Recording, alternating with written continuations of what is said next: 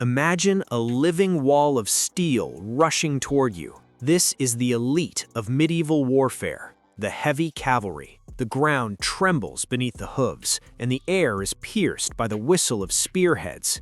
It seems like the end, but history teaches us otherwise time and time again. Today, we will examine 3 specific ways to stop medieval cavalry. The first secret to success is the ability to use the environment against the enemy. Never accept battle on a perfectly flat and dry plain. Your main task is to strip the cavalry of its primary advantage, crushing speed. Recall the Battle of Agincourt, where a simple field sodden by rain decided everything. Mud is the best free ally for any infantryman fighting a knight.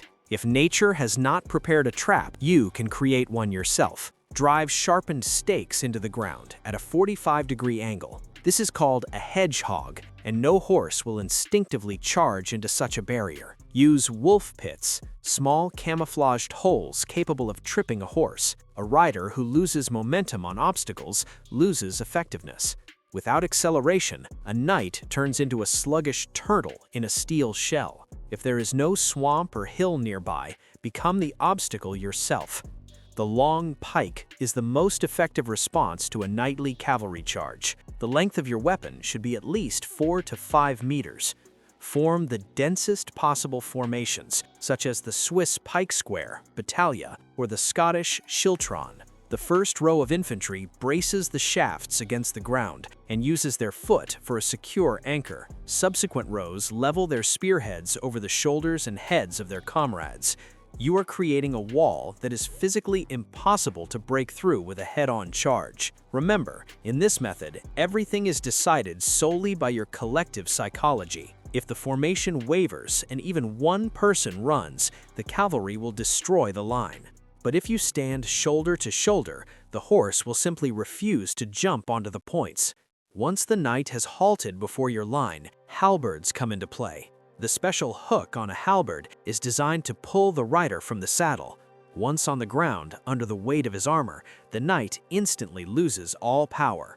The teamwork of disciplined infantry makes any elite horseman helpless. However, there is a way to win without even approaching the enemy closely. Why engage in dangerous hand-to-hand combat if you can methodically destroy the enemy on their approach? The English longbow in its time became a true curse for the French knighthood. You do not necessarily need to pierce the cuirass itself, which costs a fortune.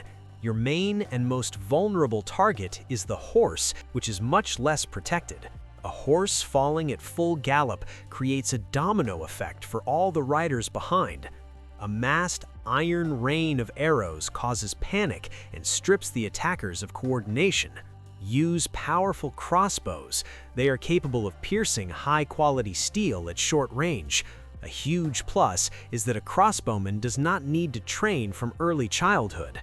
Later, arrows were replaced by gunpowder and the first clumsy arquebuses.